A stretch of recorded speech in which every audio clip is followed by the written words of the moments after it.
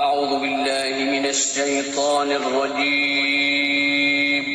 پناہ مانگتا ہوں میں اللہ کی شیطان مردود سے۔ بسم اللہ الرحمن الرحیم، شروع اللہ کا نام لے کر جو بڑا مہربان نہایت رحم والا ہے۔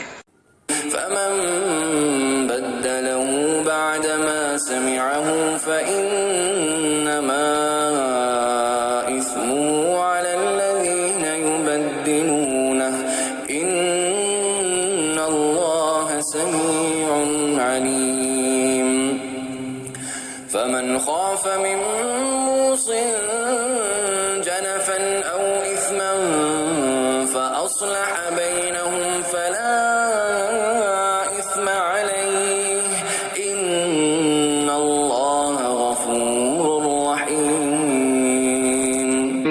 پھر جنہوں نے وصیت سنی اور بعد میں اسے بدل ڈالا تو اس کا گناہ ان بدلنے والوں پر ہوگا، اللہ سب کچھ سنتا اور جانتا ہے۔